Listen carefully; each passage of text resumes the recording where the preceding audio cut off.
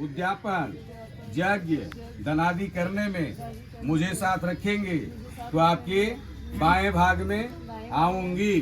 अभी आप उनका किस भाग में बैठल हैं? दाहिना भाग में। बात समझ रहे हैं ना जी? आप कुछ बोल रहे हैं सुनते जाइएगा।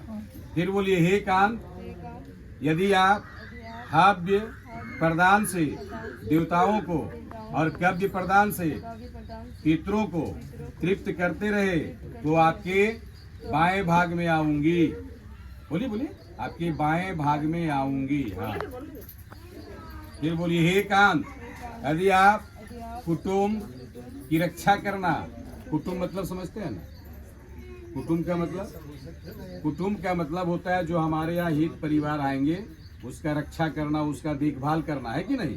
इसीलिए आप अपने स्वामी जी से बोलने जा रहे हैं। हे कान तो नहीं कहा है, हे कान, यदि आप कुटुंब की रक्षा तथा भरण पोषण करेंगे, गौ महेश आदि पशु रखेंगे तो आपका उनका पालन मैं आपके बाएं भाग में आके करूंगी।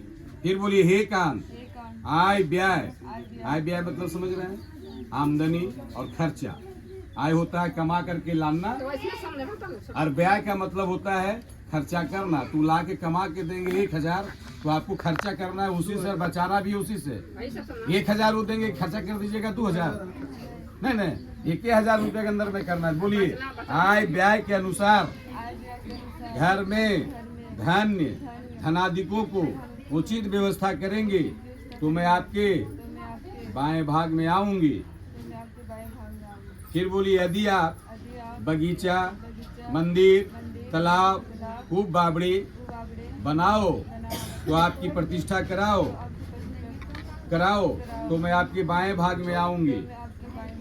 फिर बोलिए, हे कान, यदि आप देश या विदेश में क्रय विक्रय, लोग बाहर भी जाते हैं काम करने के लिए, वही बात है, क्रय विक्रय करके धन का उपार्जन करेंगे तो आपके बाएं भाग में आऊंगी। फिर बोलिए, हे कान, यदि भविष्य में अत्यंत प्रबल कामना होने पर भी दूसरे की स्त्री की सेवन ना करें, एक पत्नी व्रत धारण करें तो मैं आपके बमांग भाग में आऊंगी। अब बोलिए बाबू, आप इतना बात सुन लिए ना, अब इनको सुनाइए। ये जितना बात बोले वो आप समझ गए, अब इनको आप बताइए। बोलिए आप, बोलिए, अर्थात बगीचे में तथा शराबियों के स्थान में अकेले तुम ना जाना तथा पर पुरुष के साथ क्रीड़ा करना तुझे सर्वदा छोड़ देना होगा। अर्थात घर के भीतर रहती सुख या दुख को भोगती हुई स्थिति होगी तो मैं अवश्य तुम्हारा पालन करूंगा। सदैव मेरे माता पिता का, किनसे बोल रहे हैं आप?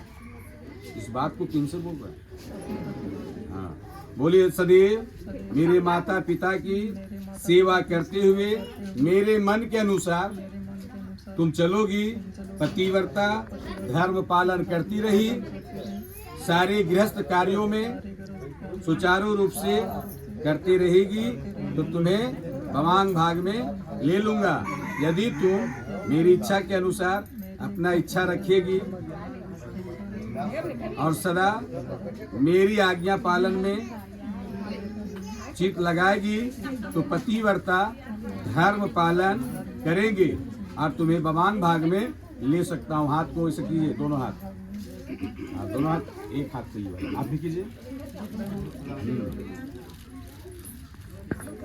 ये वचन जो बाबू बोले हैं इसको निभाना है आप लोग दोनों को, चलना और चलाना है, ठीक ना?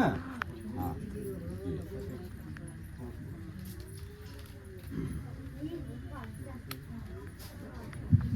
हरि ओम।